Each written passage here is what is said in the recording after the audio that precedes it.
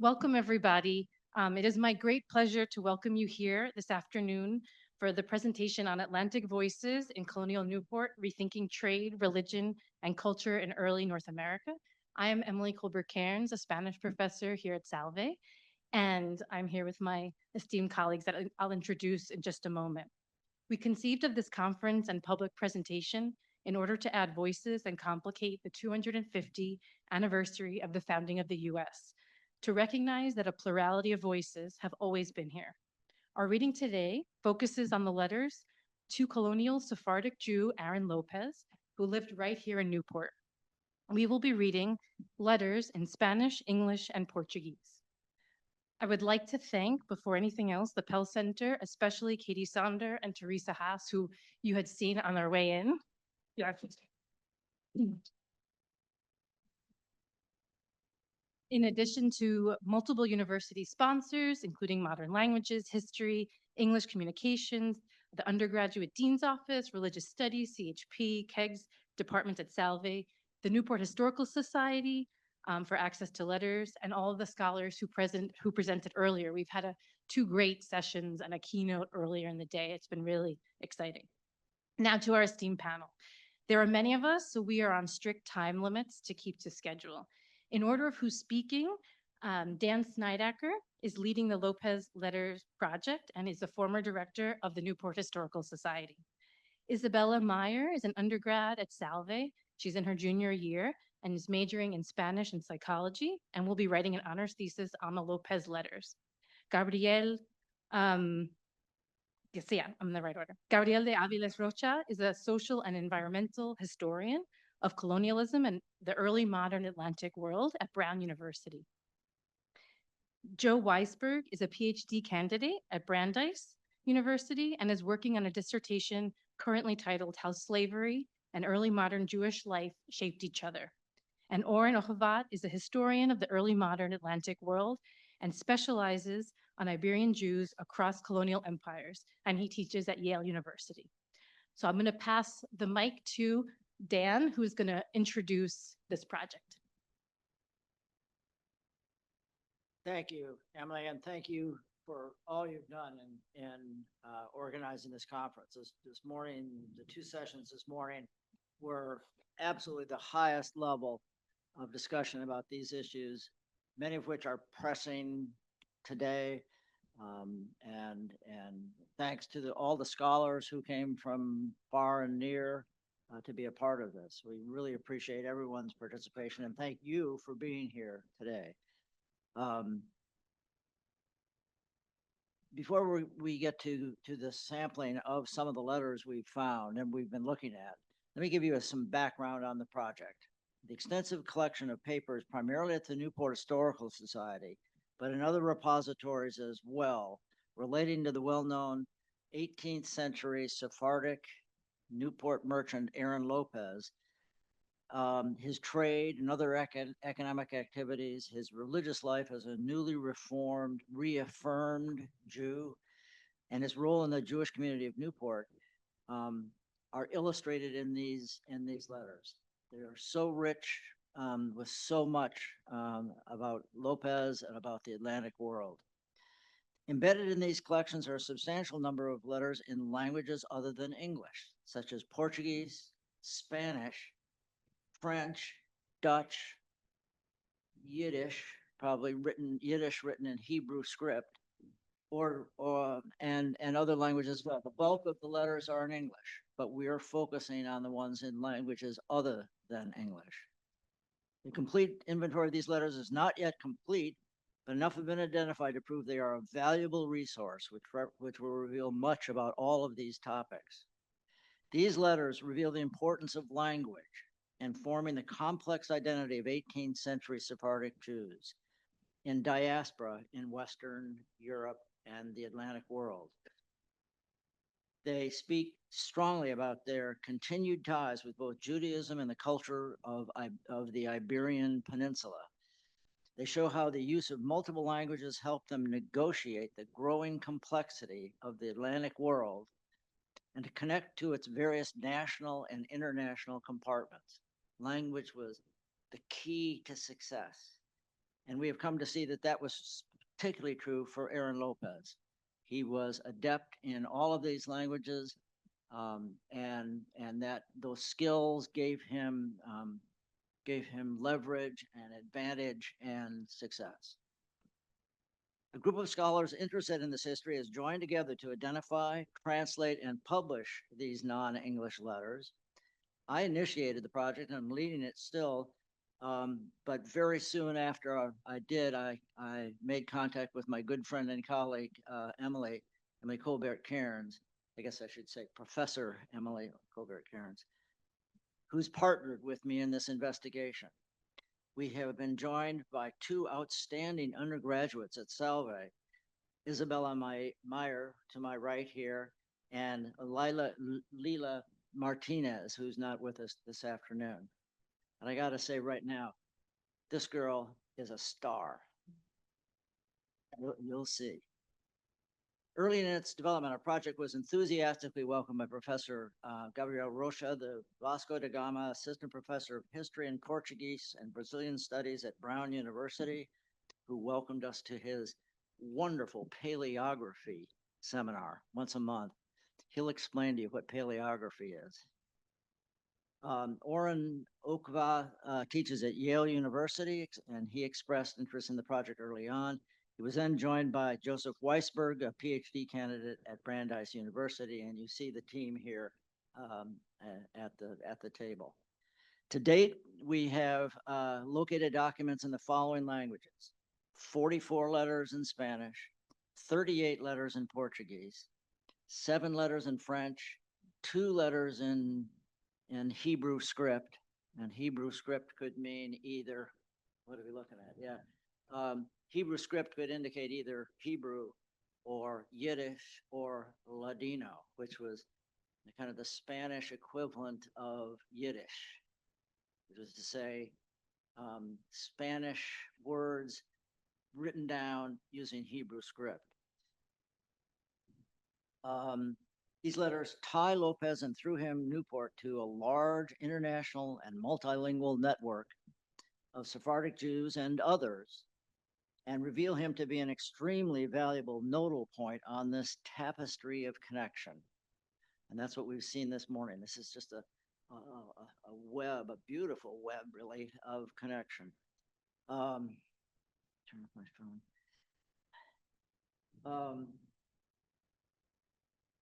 These letters also illuminate these issues on a personal level in a mid-18th century port town. These letters are personal, full of family and personal things. So we see these big themes coming down into people's lives. Finally, they prove that the air in colonial America was filled with many other languages other than just English. Our strength as a forming culture and society was rooted in this welter of tongues. And we should remember that. This symposium today marks a milestone in the project, gathering some of the best scholars of these ideas anywhere to help us with this project. Much more lies ahead. We hope to publish these letters, either all of them or some of them, with essays to interpret their meaning and importance for coming to fully understand the history of European expansion into the Atlantic world. So, who is Aaron Lopez? Who's all this fuss about?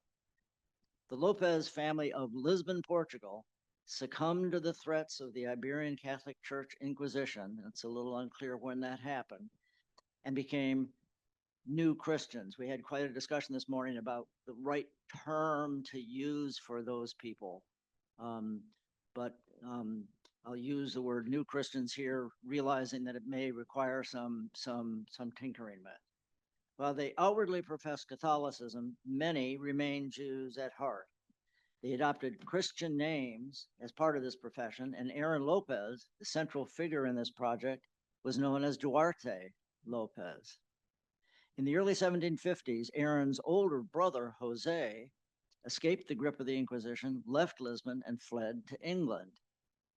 Soon after, he sailed for America and made his way to Newport, attracted by the town's commitment to liberty of conscience. And as we learned this morning, it wasn't because he read the King Charles Charter.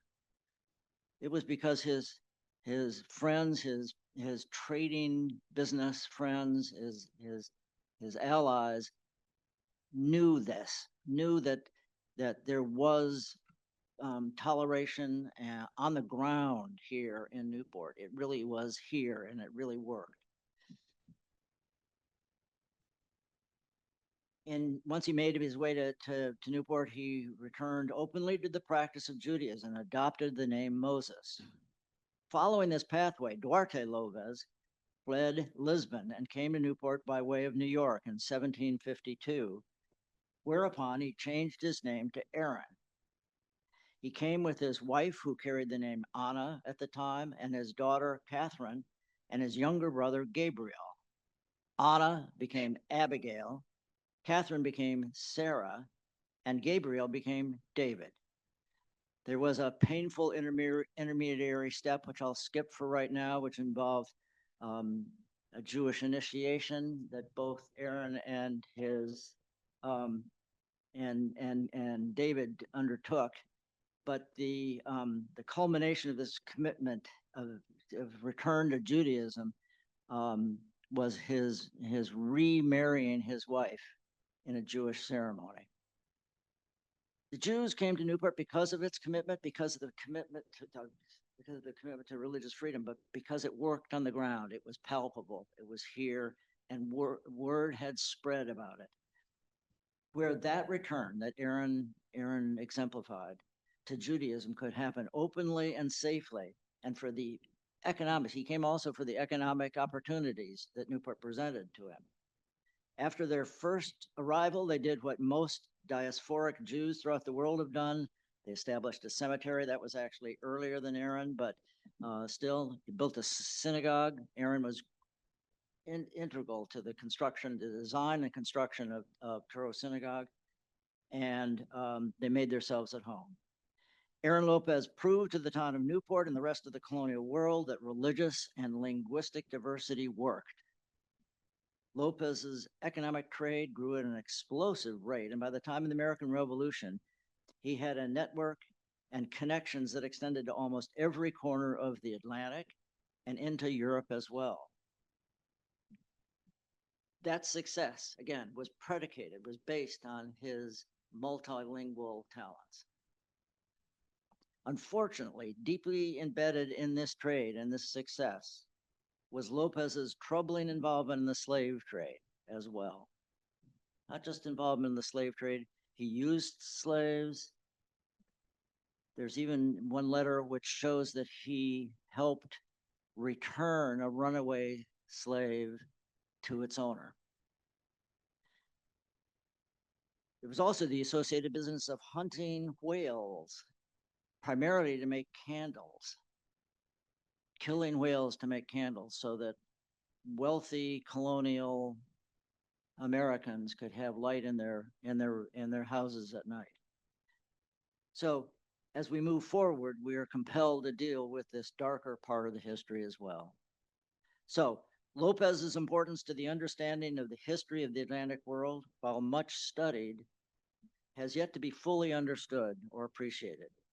This project, we hope, will help correct that. Thank you.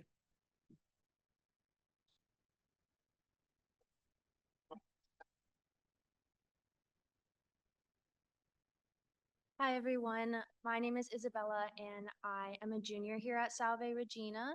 I'm a research assistant in the Modern Languages Department, and I first of all want to say thank you to Dr. Colbert Cairns, because it's not often that undergraduates are given so much freedom to conduct their own research, and Dr. Colbert Cairns has not only allowed but encouraged me to be part of this project and really follow what I would like to and follow the line of research that I would like to hear, as well as everyone on this panel who have really helped me in my research. So what I study specifically is the cultural function that all of English, Spanish, and Portuguese played in the formation of the culture of the New World. And one element that's often ignored when we consider Newport's history is that multilingualism has always been present. By reading these letters in their original languages, we hope to highlight the diverse and necessary functions that Portuguese, Spanish, and English had in our founding, and to impress upon everyone here the integral role that this plurality of language played in the formation of our culture. It is my hope that one of the things that you take away from this presentation is that every single one of these languages is in some way responsible for the formation of our collective identity, and that the impact and value of these languages should and can no longer be ignored. And I want to turn it over to Gabriel, who will be reading our first letter, which is in Portuguese. Thank you, Isabella. Hello, everyone. It's wonderful to be here. Thank you to Emily and Dan and Isabella for the great work you've done to throw this event together. It's really special to be able to talk about history with people from the place that the history is reflecting and who are interested in that history and are willing to hear it in different languages. So I'm here today to read a letter that is part of the Aaron Lopez papers. The original is kept at the Newport Historical Society. Is a letter that was written in Lisbon in 1772. About at least 2 decades after Aaron Lopez arrived here in Newport. And it's one of the few letters that's written by a woman in the corpus. This person's name was Jerônima Bernarda. And it reveals a lot of really interesting things, including how Aaron Lopez maintained his connections to Portugal and to the social relationships in Portugal from which he had come decades after he arrived here. So I'll first read an excerpt of this letter in Portuguese, and then I will read the translation that we have been developing in English. Lisboa, 24 de julho de 1772. Interestingly, the letter at the top of the letter says from Jerônima Bernarda in English. So there's languages commingling in the actual letter too. Muito agradeço a vossa mercê o grande amor e esmola que tem usado com meu filho, Francisco José, por tudo nosso Senhor lhe há de acrescentar o aumento da sua casa. Peço a vossa mercê se a lembre de mim com alguma esmola, vendo que sou uma mulher cega, com tantos filhos, sem ter coisa alguma com que os possa sustentar, pois essa limitada mesada que meu mano me dava há mais de 2 anos que não se há dela. Agradeço a vossas mercês a esmola que deram a meu filho para me mandar. There's some more in the letter, and then she signs off. De vossa mercê, serva, muito obrigada, dona Jerônima Bernarda, and then adds a postscript. Se vossa mercê quiser lembrar do que escreve esta carta, que é meu filho João Carlos, o fará, pois ele lhe o pede por amor de Deus. Ele tem acabado os seus estudos, está hábil para ir para Coimbra, porém não tem meios para o fazer, dando-lhe alguma coisa para ajuda ou de outro, qualquer modo que vossa mercê o queira ajudar, mandando aviso. So now I'll read it in English. 24th July, 1772, from Jerônima Bernarda, the part we didn't have to translate. I thank your grace very much for the great love and charity that you have given to my son, Francisco José, for which our Lord should further make greater the gains of your household. I ask that your grace remembers me with some alms, seeing that I am a blind woman with many children, without anything with which to sustain them. The limited allowance that my brother used to give me has stopped coming as of more than 2 years ago. I thank your grace for the donation that you gave my son to send to me. She continues, signs off, your grace's servant with many thanks, Dona Jerônima Bernarda. P.S. If your grace could remember that the one who writes this letter, who is my son, João Carlos, will beseech you for the love of God that he has finished his studies and is capable of going to Coimbra, a very prestigious university in Portugal, but does not have the means to do it. Giving him something to help or in some other manner that your grace might like to help, please send notice. Thank you, Gabriel. I'm going to present this Spanish letter, fragments of the Spanish letter from Joseph and Judith Obediente, and it was written both to Aaron and addressed to Aaron and Sarah Lopez, his wife, in 1773. It's from Curacao, where the Obedientes lived, and we see in this letter the development of a client-patron relationship in commercial Newport. We see the flexibility of the Spanish diaspora as family members reach out for apprenticeships across the seas. And we also see a language of supplication, something we talked about earlier, where the aunt and uncle call themselves slaves and employ the formal and honorific terms like vuestra merced. So I'm going to read it in Spanish first, and then I will read the fragment in English. Queridos y muy estimados sobrinos Aaron y Sarah Lopez, Curazao, 11 de septiembre de 1773. Queridos sobrinos, espero que ustedes nos perdonen nuestro atrevimiento que hemos tomado de escribir a vuestras mercedes, aunque nunca hemos sido merecedores de una carta de vuestras mercedes, que le aseguro que sería para nosotros de mucho gusto, pues esperamos ser merecedores de la respuesta de vuestras mercedes. Esta sirve para agradecer a vuestras mercedes el cariño que vuestras mercedes, the honorific, le hicieron el honor de mostrarle a mi hijo, el que les aseguro que no es capaz solo de agradecerles, pues esperamos que vuestras mercedes nos manden como sus propios esclavos con toda satisfacción. No nos alargamos por no enfadarle a vuestras mercedes, sabiendo que a vuestras mercedes les falta tiempo por sus negocios. Es cuando se me ofrece viniere, rogando a Dios me los guarde por muchos y felices años. De sus tíos que sus vistas por buenas desea. Joseph y Judith Obediente. Y poscrito, espero que Dios haya traído a nuestra querida sobrina a un buen parto. Esperamos saberlo de todo nuestro corazón. And now the same fragment, and you can see on the map where we're going. Dear and much esteemed nephew and Aaron and niece Sarah Lopez, Curacao, September 11, 1773. Dear nephew and niece, I hope you will forgive our boldness in having taken upon ourselves to write to you, although we have never been worthy of receiving one letter from you, which I assure you would give us much pleasure, for we hope to be worthy of your response.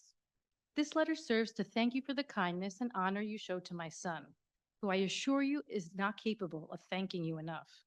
We hope that you will command us as your own slaves, a formal expression of service and devotion.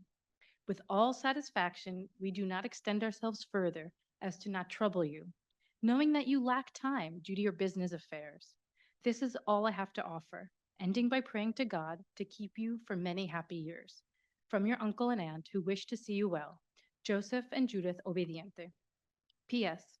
I hope that God has brought our dear niece through a good childbirth, a safe delivery. We hope to know the news with all our heart. Great, thank you. So now I will switch over and present the English language letter, which I will only read once. So unlike the previous two letters, which reflected connections rooted in a shared Iberian past, the letter that I'm going to read sheds light on a relationship built right here in Newport. Its author is an American-born Ashkenazi Jew named Benjamin Meier, whose father served as the ritual slaughterer and sexton for the Jewish community in Newport. Meier's linguistic choice of English reflects his own lack of Iberian heritage and the context of his family's connections with Lopez in the English-speaking world of British North America, or in British North America.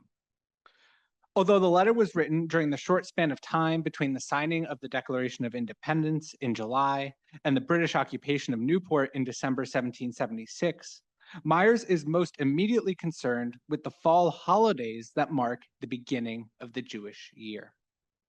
Goes that up? Great. So this is on August 25th, 1776. Mr. Lopez. Sir, since I send word by Mr. Rivera for a box of spermaceti candles for the holy days, which I am afraid Mr. Rivera forgotten it, and the holidays nearby, I should be glad if you will please to send a box by the bearer. What is the price for great candles? I don't know where to get them, as there is no spermaceti to be had here.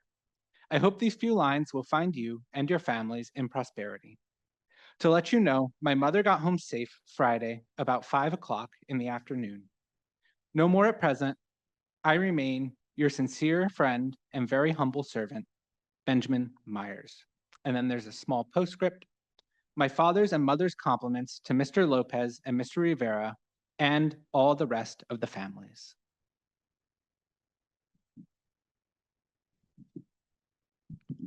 Thank you very much to our panelists and for all of you for being here today. As Gabriel said, we are outsiders, so it's really a special occasion for scholars to be able to talk to people from the community or with roots in the community that we are studying.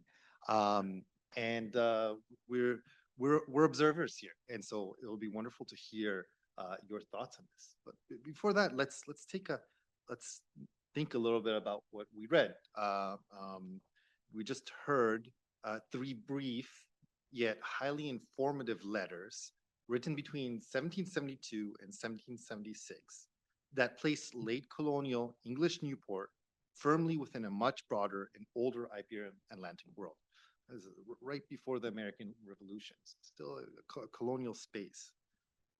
The letters remind us that this port's prosperity, its commerce, its families, even its religious life, was braided into networks that stretch from the Iberian Peninsula to the Caribbean. You can put up the map again if you want to, and back to Narragansett Bay.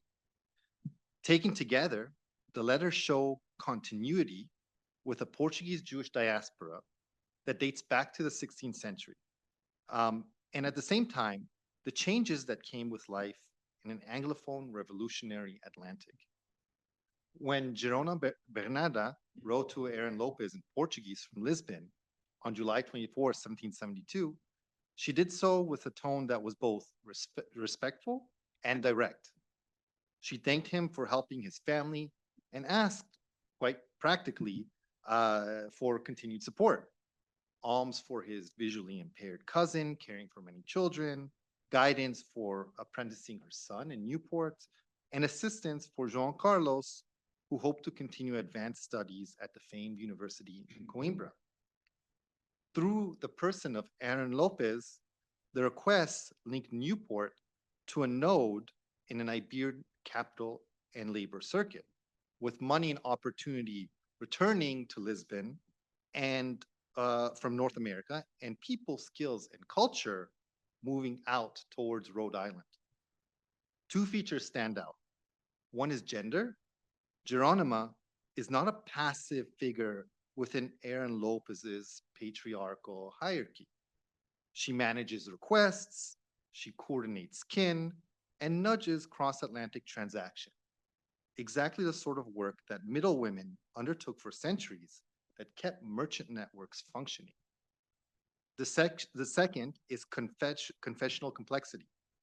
A Jewish Aaron Lopez was to support his new Christian cousin's Catholic studies at Coimbra, while another new Christian cousin was to travel through Portuguese Jewish mercantile channels to join Lopez's household in Newport. Whatever the private beliefs of these individuals may have been, what can be immediately measured is the practical, everyday cooperation across confessional lines that sustain transatlantic families and business networks. There are echoes of these patterns in Joseph and Judith Obediente's letter written from Curacao in the Southern Caribbean to their nephew, Aaron Lopez, in Newport on September 11, 1773. Writing in Spanish with some Portuguese words, they asked Lopez and his wife Sarah to accept their son as an apprentice. The language, again, is strikingly deferential, to the point that the couple offered themselves up to Lopez as if they were his own slaves.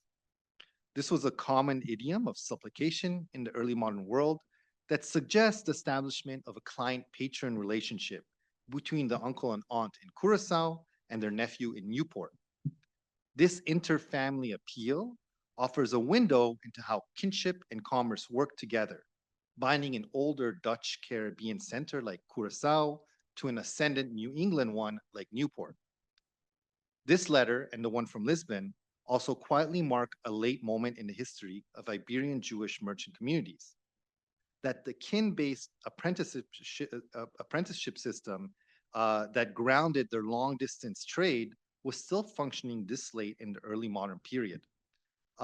Yet the direction of prestige was shifting towards Lopez and Newport. In other words, Lopez is not just a successful merchant in New England. He's a hub, a center of gravity in a circum-Caribbean Iberian network to which younger generations from across the Atlantic are attracted to. Lopez's household in Newport became a meeting place for relatives long separated by vast distances, all tied through their Portuguese Jewish conversal heritage and through the personal prestige and wealth of Aaron Lopez. The final letter to Lopez was written by Benjamin Meier in English on August 25th, 1776, towards the end of the American Revolution. Meier's request spermaceti candles for the holy days, worried that his order was forgotten as the holidays drew near. His tone is short but friendly. Meier notes that his parents sent compliments and that his mother had arrived home safely. The letter, however, has layers of historical complexity. As Joe Weisberg's dissertation will show us, hopefully soon, it ties Jewish religious observance, no pressure, and community to local industry. The very candles that illuminated festival worship were the output of Newport's spermaceti trade, an industry that was pioneered by Lopez himself, together with his longtime business partner and eventual father-in-law, Jacob Rodriguez Rivera. Second, Meier's is Ashkenazi, and his father served as shamash and shochet, ritual slaughterer, for the Portuguese congregation in Newport. That detail reminds us that by the 1770s, the Portuguese community in Newport included Ashkenazi, which by then were more numerous than Sephardim. It complicates the historical ethnic divisions between Sephardim and Ashkenazi. Commerce, synagogue life, and household ties were not separate spheres, but were intertwined. So what do the voices in these letters tell us altogether? They show continuity, the durable tools of an Iberian Atlantic diaspora, including family letters, apprenticeships, remittances, and women's brokerage, still structured relationships in the 1770s as they had in the 1630s. The letters also show change. Newport had become a magnet within circuits once centered on places like Lisbon, Seville, Amsterdam, Curacao, where Spanish and Portuguese converged with the English-speaking world, and where traditionally strict Sephardic community boundaries stretched to include the more numerous Ashkenazi families in Newport. If we step back, we can see some simple patterns. Ports were not just harbors and warehouses. They were social machines that focused global circuits into a single space. In 1772, ports allowed a woman in Lisbon to ask her cousin in Rhode Island to place her son in his household and to fund another as a student in Portugal. In 1773, ports allowed Curaçaoan elders to establish a client-patron relationship with their nephew in Newport, whose household had become a commercial center of its own. And in 1776, conditions in Newport facilitated the integration of an Ashkenazi family into the Sephardic community, blending intra-Jewish boundaries that allowed Ashkenazi Jews to engage in Portuguese trade and industry. Moreover, the letters reveal that Newport was not simply Anglophone. It was a translation zone that was commercially multilingual and bound to international circuits. Newport's Portuguese Jews did not merely link their town to the Atlantic world. They helped organize that world, translating family into business and business back into community. That's the trend that these letters unveil. Thank you all. let's open up to questions for the panelists or discussion among yourselves. I think we have about 15 to 20 minutes. Yeah. How many of you were able to understand either the Portuguese or the Spanish letters? Portuguese is still spoken in Newport.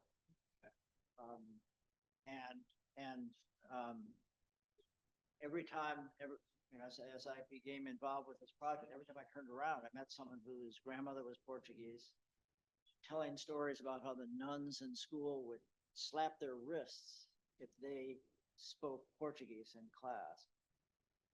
The Portuguese world is still a part of Newport, still a part of America. And our standard history detaches that. And what this project is trying to do is to reintegrate them into our history.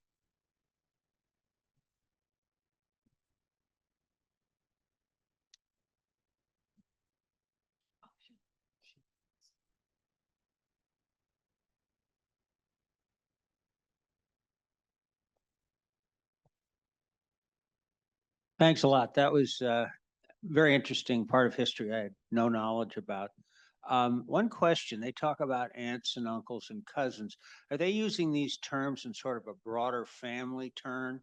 Or did he just belong to a really large family that's spread out all over the world?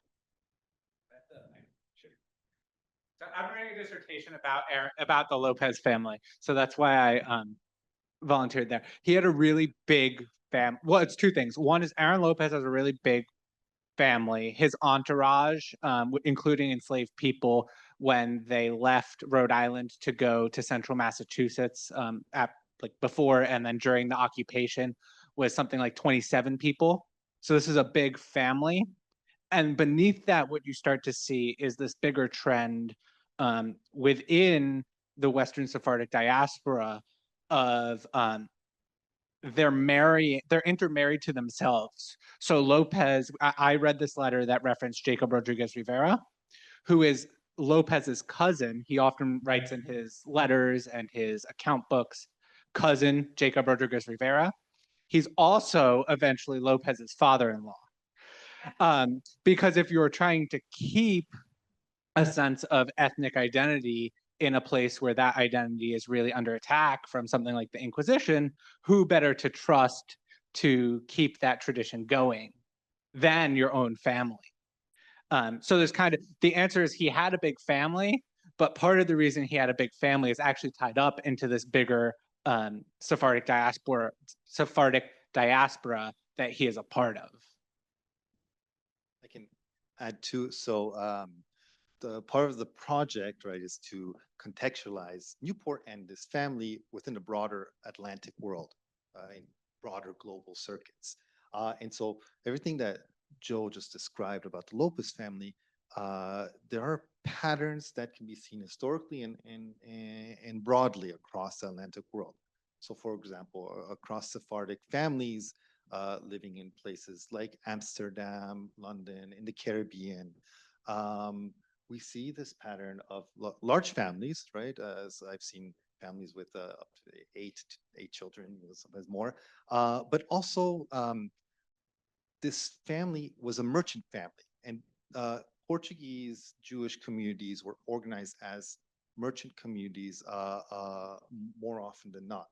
Within merchant families, there was a tendency to marry other merchants, right, in order to keep wealth within the family. And so you have these spread out, it was a strategy, these spread out families, right, where one brother would go to one place, another to another place, another sister would marry a man in somewhere else, and they would stay in touch over long distances. I was talking to a colleague of mine earlier today about a will that I was working with in Curacao, the island of Curacao. And this man, when he passed, he left money for a sister living in Brazil, another sister living in Spain, a brother in France, another brother in Amsterdam, another one in England, right? This was common, very common. And so Aaron Aaron Lopez family is interesting because it demonstrates that Newport was part of this story. The story that's usually focused on the Caribbean, on the South Atlantic, and is much older than the 18th century.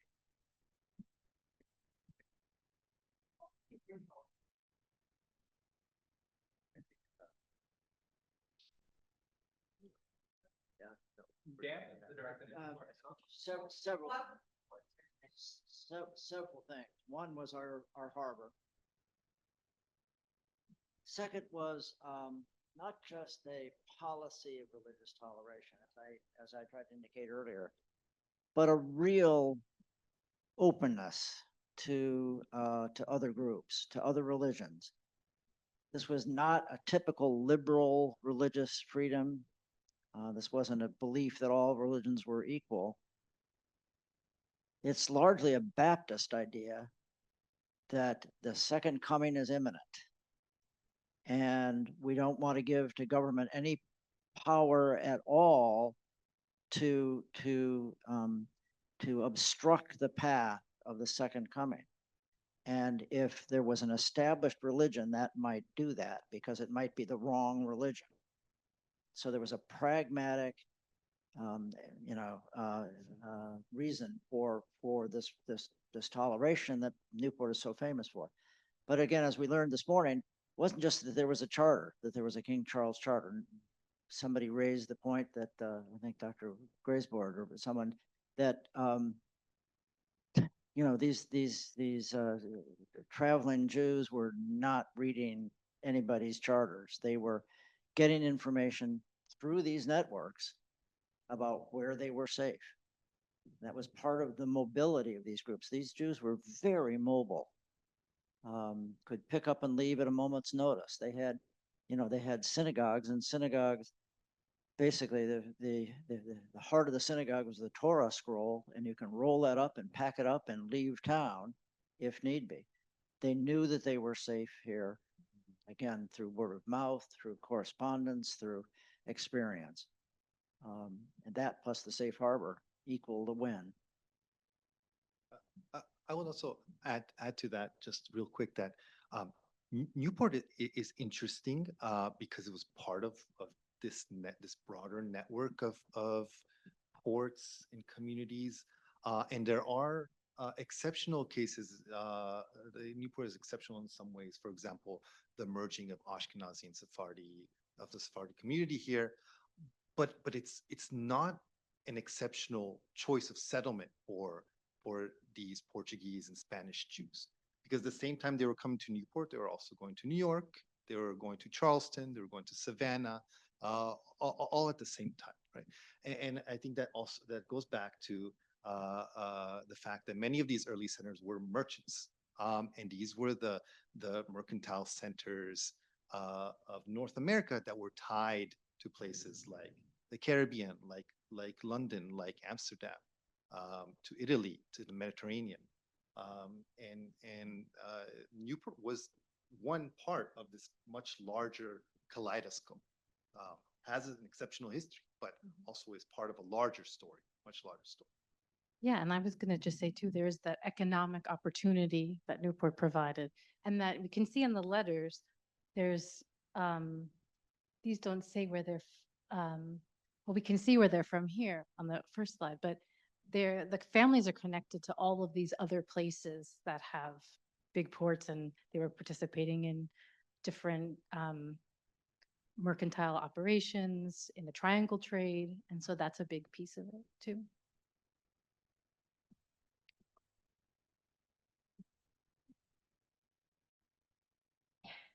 So the simplest way for me to pose this question is, thanks for all of the letter readings and the interpretations. It's fantastic. But the simple way to pose this is, how much of this is a function of Lopez's Jewishness?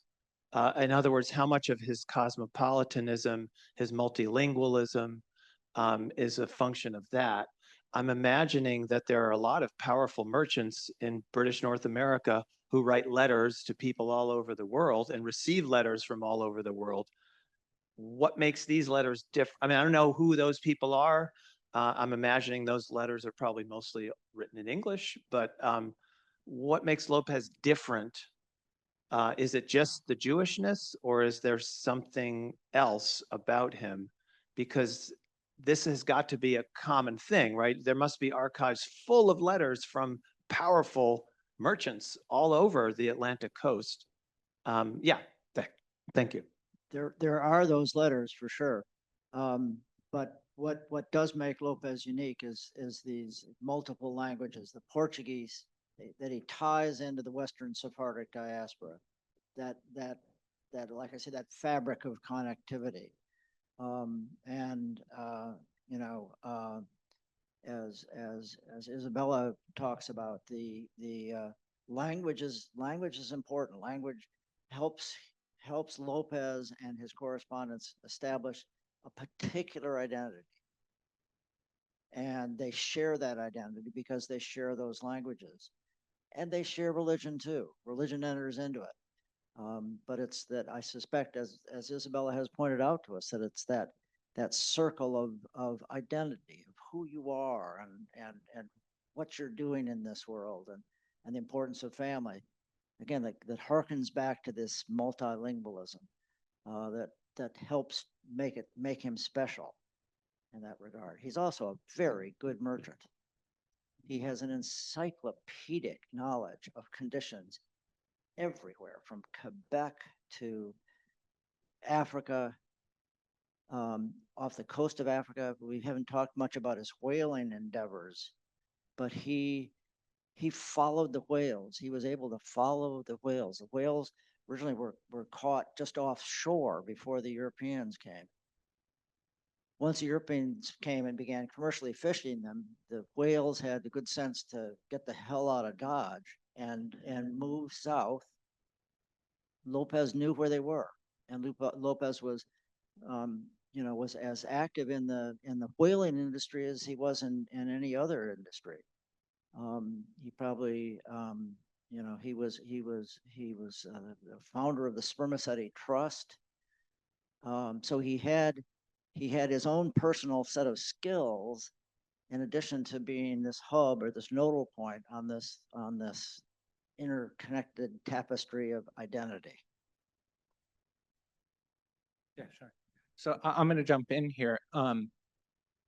So part of the answer is that Jewishness isn't necessarily unique to trade, but as you follow these patterns, there are moments in which his Jewish identity is jumping in and informing us, right? So as Carla Vieira, who's sitting in this room with us, has pointed out in her article, some of the things that Lopez is trading in, like spermaceti candles, are more quintessentially New England, North American than they are quintessentially Jewish, right? Newport is the pioneering locale, along with Providence, of spermaceti candle production in the third quarter of the 18th century.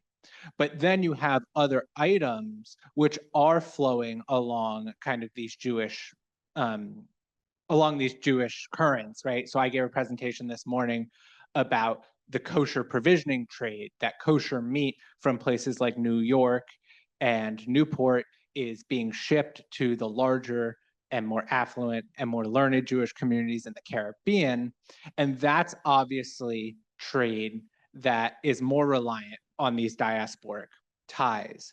So in, I think, the grand scheme of things, you are right, Professor Herbermann, about this idea that Jewishness is not necessarily what's driving trade, but there are these moments within Lopez's network where him being Jewish really does start to play a key role. And you can even see that in some of the connections, right, with like Iberia as opposed to, say, France, right? I'll just add to that, speaking specifically to the bridge between Portugal and Newport that Lopez embodies and maintains for decades. Something that I think is really, in a way, it kind of gets at your question from a diagonal, from the diagonal. When we're talking about the Sephardic diaspora here that Lopez is a part of, it's important to think about the fact that the movement of people in this case is immigration, right? Lopez's identity as an immigrant, and the decisions that he would have made to leave Portugal and first to go to London and then to go to Newport, they were informed by multiple factors, including his religious identity. And the way that the letter by Jerônima Bernarda offers us a glimpse into that world is really interesting in that, and gives us a lesson about what kind of research can be done on the basis of these Lopez papers here at the Newport Historical Society and today in the U.S. today. It turns out that one question that I kept thinking of when Dan and Emily first approached me with this project was, well, what does it look like? What do the archives in Portugal for this period tell us about the world that Aaron Lopez came from and that he stepped out of but maintained links to? And it wasn't a straightforward process of finding out exactly what those documents were, but we know that Lopez's father was persecuted by the Inquisition, was found guilty of being of practicing the Jewish faith, was punished with property confiscation for several years, lost everything, and rebuilt his life. And so, of course, that experience would have been important and would have informed Duarte's decision to become Aaron, right? And even with the case of Jerônima Bernarda herself, I was trying to find out more about her. And it turned out that 15 years before she writes this letter to Aaron Lopez, she appeared before the Inquisition in 1757. So kind of towards the tail end of when the Inquisition is still operating in Portugal.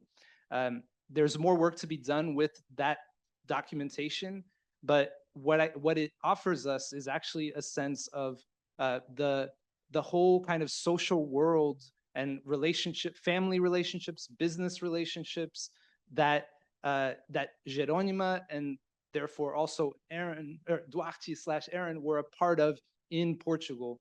Jerônima mentions before the Inquisition all of these people, businessmen, women, who were part of her circle, and who therefore we can infer were also part of Duarte's circle. And so when he receives this letter from her 20 years after he arrives in Newport, his position as an immigrant, as a Jewish immigrant, as a Jewish Portuguese person, is informed by his whole path that he has traveled, and therefore he can understand her reality in a way that somebody who is an immigrant who thinks from across different divisions will be doing, right? So that's another way to think about what makes this kind of corpus of letters unique, of a merchant that's part of a diaspora who is able to think about certain places in an informed way, and also other places in a more transactional, extractive way as well. So just to get at that too. Yeah. I also, to answer your question, I think part of it was what makes Aaron Lopez so special, why is he so important? And I think a lot of what everyone else said about him being able to relate to other cultures and cross-culturally, because he had this identity of being from a nation where he was persecuted, coming to one where at one point he was the wealthiest man in Newport. So we see this kind of conglomeration of identities and tension between them, because in some ways he's very privileged and very wealthy, obviously, but in other ways he's also has this identity of being from a place where he is religiously persecuted.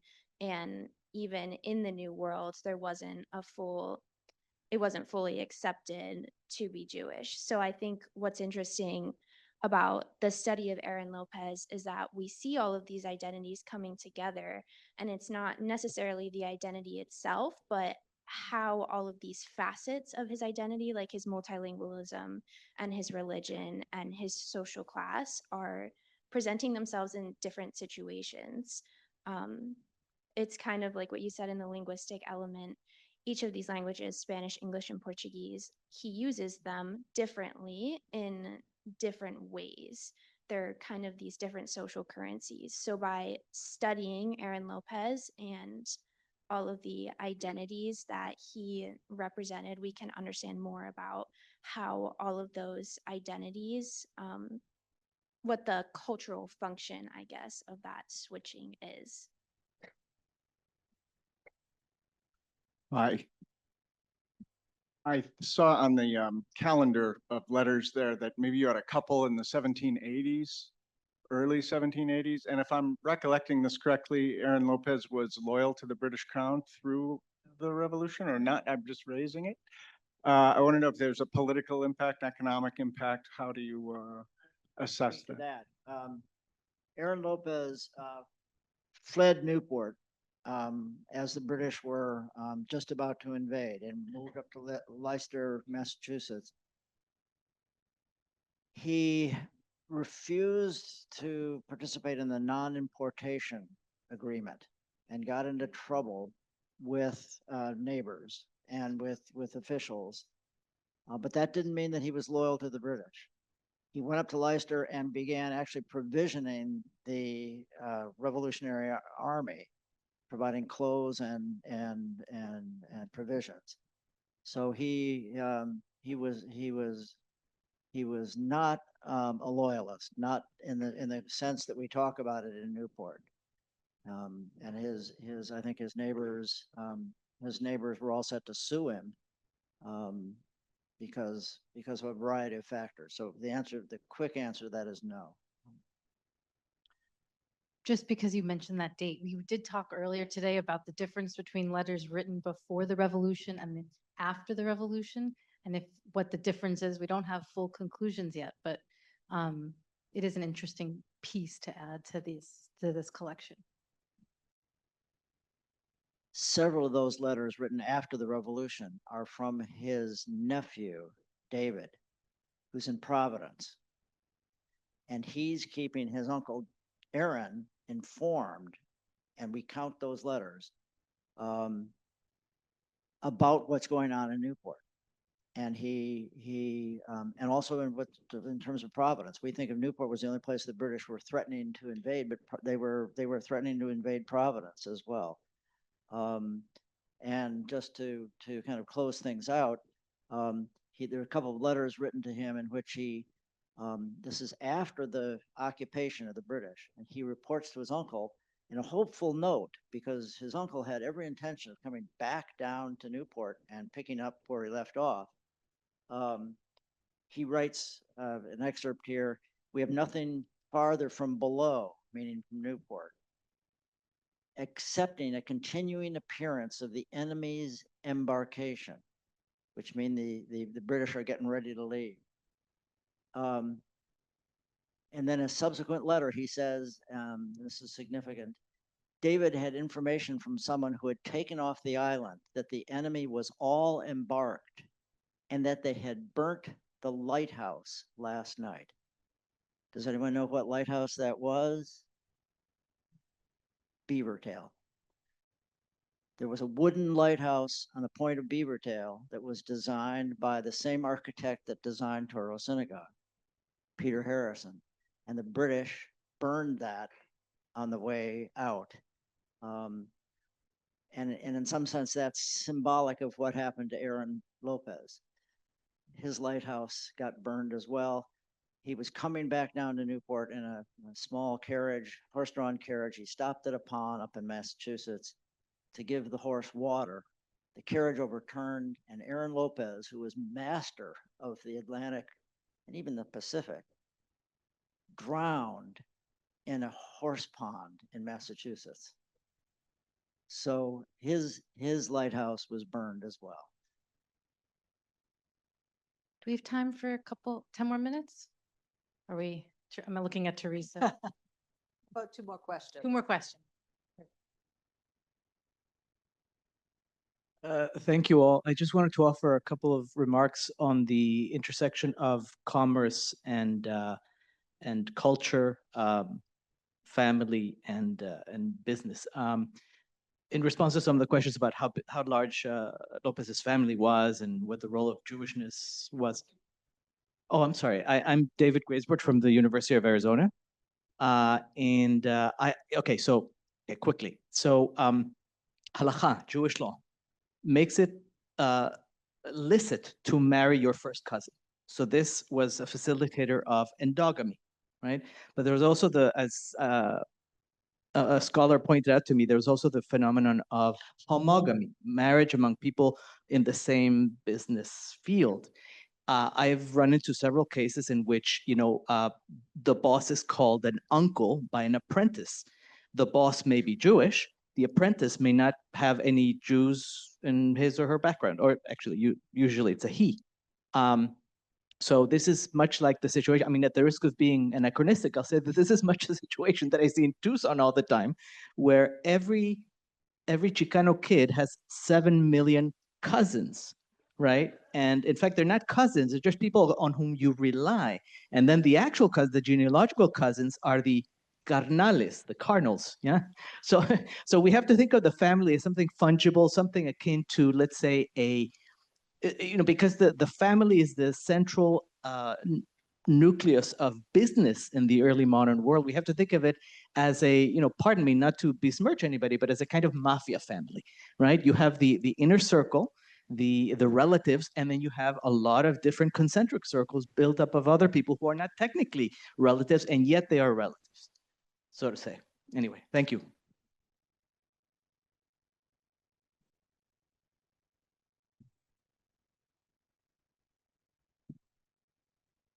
Thank you all for this amazing panel. I've learned so much this whole day. It's been really valuable. The question that I have is, obviously we've been looking at letters that Aaron received, and so much of the emphasis of today has been on, who was writing to him, what can we learn about him through the eyes of these letters of others. And so I'm wondering, do we have any of his letters? Who is he? Like, who is Aaron Lopez in the eye, as a writerly voice? Like, what can we learn about him? I know there are account books as well, but I'm sort of curious about that, maybe as this last question. Thank you. Is this on? In this sample, and in the incredible online database called the Western Sephardic Diaspora Roadmap, and one of the architects of that database is with us today, that are from Aaron. Most of those letters are in English. But remember, for all of this information that we've been able to gather from the letters that we've looked at, we're looking at a tiny fraction of the total number of letters. And we need to get busy and work with the archives that have these letters, the Newport Historical Society and other organizations, and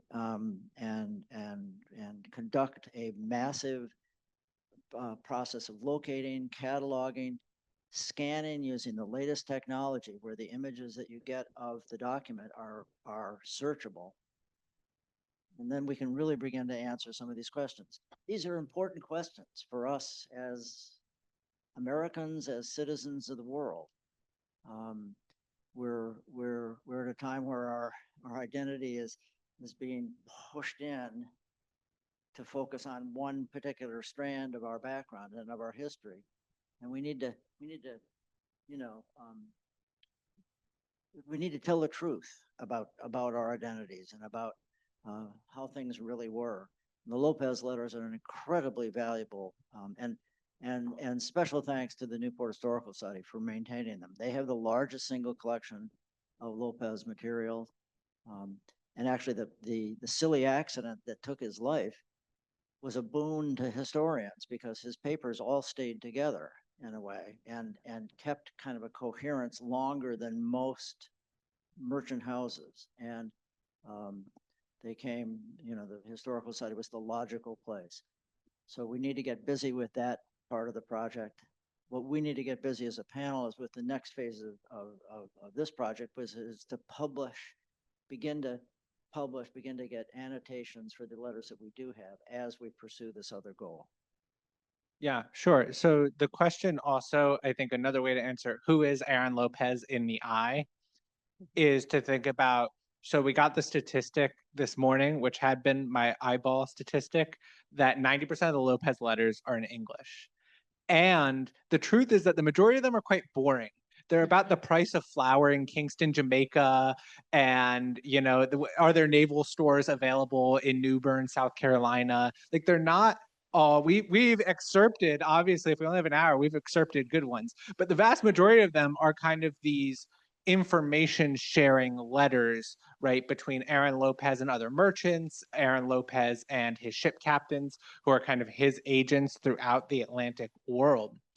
But it is also true that most of the letters we have are letters that Lopez received. And so I want to talk very quickly about Lopez, well, most merchants, but Lopez specifically, the way he's organizing his letters. If you were to say recreate one series of correspondence that Aaron Lopez had, he had one letter book that's kind of a copybook of his outgoing correspondence.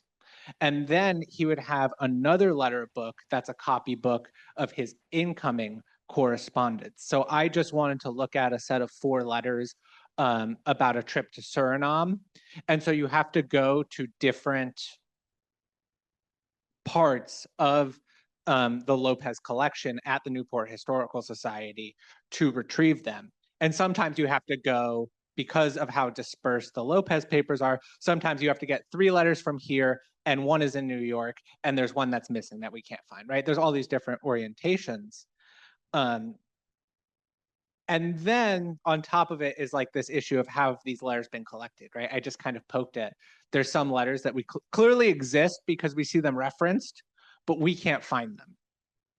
And that's partially has to do with the way archives themselves often are getting letters from descendants, from collectors.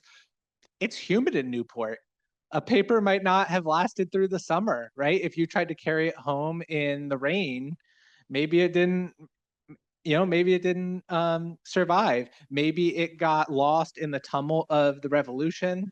So there's all these different things that kind of go into how we are looking at the letters. But the short version is that most of the letters are actually kind of these dry business materials, as unexciting of an answer as that is. This additional research is that you have to look at his correspondences collection. We have to find out where those papers are located and go to those collections and find the letters that Lopez wrote to, say, James Lucena or the Gomez's or wherever, New York Historical Society, Charleston, Savannah, and that's a daunting task. It's daunting enough to deal with the Lopez papers, but hopefully if we get, yes, field trips, we're all, anybody up for a field trip?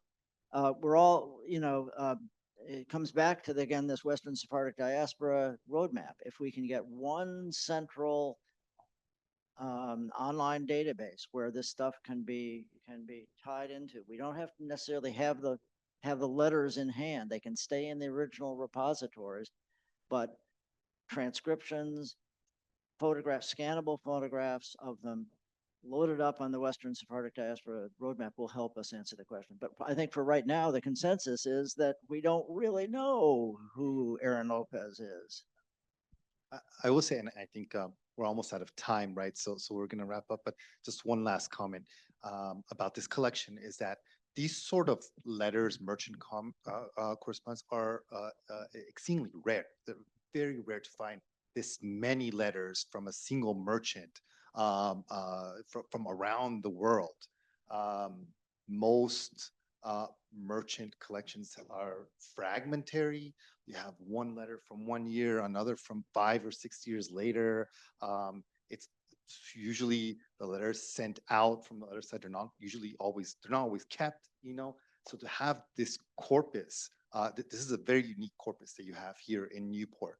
And I think is a great resource for historians that hasn't been really utilized to the extent that it can be.